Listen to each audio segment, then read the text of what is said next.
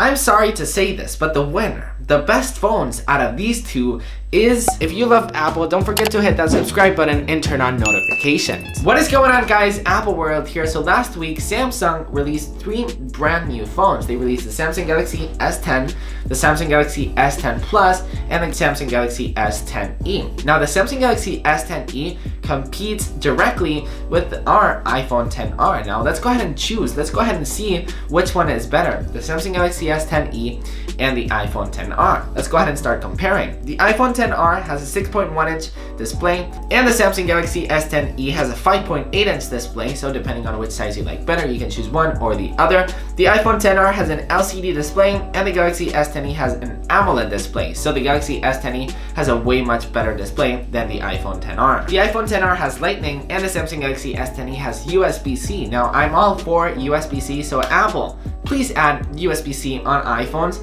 It's the future, and you're starting to get behind. iPhone XR has a 12-megapixel rear camera, and the Samsung Galaxy S10E has a 16-megapixel camera, so it's got a way much better camera than the iPhone XR. Even though I will be doing a camera comparison once I actually get my Samsung Galaxy S10. I won't actually be reviewing the S10E, but I have actually purchased the Samsung Galaxy S10 with something that I'll talk about in a different video, but I've actually gotten challenged to use the Samsung Galaxy S10 for a whole month. So stay tuned to that video. It's coming soon in the channel, and I will be unboxing the Samsung Galaxy S10. So anyways, the front camera of the iPhone XR has 7 megapixels, and the Samsung Galaxy S10E, it's got 10 megapixels. So the Samsung Galaxy S10E wins again with the comparison. The iPhone XR has Face ID, and the Galaxy S10E has a Fingerprint Reader on the power button. Now, I'm not really a big fan of this. I would definitely go with the iPhone XR over here, because the Samsung Galaxy S10, not the S10E, the Samsung Galaxy S10 actually has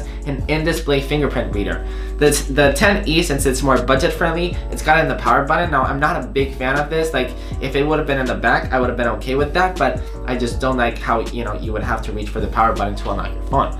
Not a big fan of that. So there, the iPhone XR wins for me. The iPhone XR ships with iOS 12. The Galaxy S10E ships with Android 9.0. I don't want to go too in depth between those both, but I'm personally a bigger fan of iOS. The iPhone XR has the A12 Bionic, S10E has the Snapdragon 855, the iPhone XR has a 2,942 milliamp battery, and the S10E has a 3,100 milliamp battery. So the battery is larger on the S10E, but once again, this is the thing that a lot of people actually mess this up. A lot of people only look at the specs, and that's it. They only look at the numbers.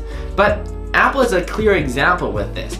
iOS works so well with its battery, so Apple doesn't have to add a crazy battery in order to beat the competition. Yes, the battery of the S10E is larger, like the actual battery is larger, but that does not actually mean that the iPhone will last lower or better than the S10E. So stay tuned for comparisons with that from other tech channels. I will be comparing with the S10, so stay tuned for that, but don't always look at the numbers. Yes, the battery wins here on the S10E, but that doesn't necessarily mean that it will win the iPhone XR and how longer it actually lasts. The iPhone XR has a notch, and the S10E has a punch in the display. It's got a tiny hole for the camera.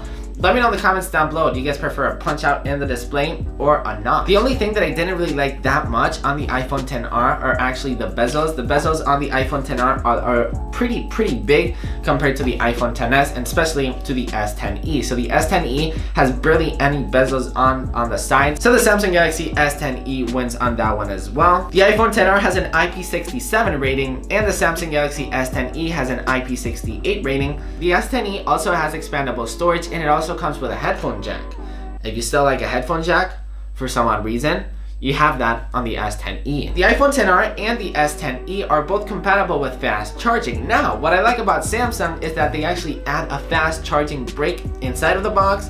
Apple, you should do that too. The S10E also comes with wireless charging share, which basically allows your Samsung Galaxy phone to become a wireless charger. So basically, you can grab this phone, and then whatever you want to charge, you can basically charge your iPhone XR on top of your S10E, which is pretty funny. You can charge your earbuds, your wireless charger, your Samsung Watch, for example.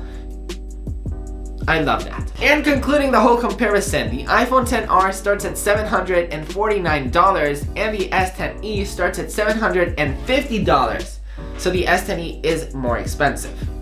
just a little bit. So basically both phones are priced exactly the same. It's $1 apart, which is not that big of a deal. So which one is better, the iPhone XR or the Samsung Galaxy S10e? I'm sorry, but technically, if you read the papers, if you read the specifications, as I just told you, the Samsung Galaxy S10e is better than the iPhone XR. Now, don't forget, the Samsung Galaxy S10e has just been released. Now it's Apple's turn to release their own 2019 version of the iPhone XR. So this comparison isn't really fair because, you know, Apple released this phone last year and Samsung released the phone this year.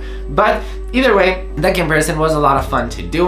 Let me know in the comments down below, what do you guys prefer, the iPhone XR or the Galaxy S10e? I personally prefer the iPhone XR because it's still got iOS, and I love the ecosystem, okay?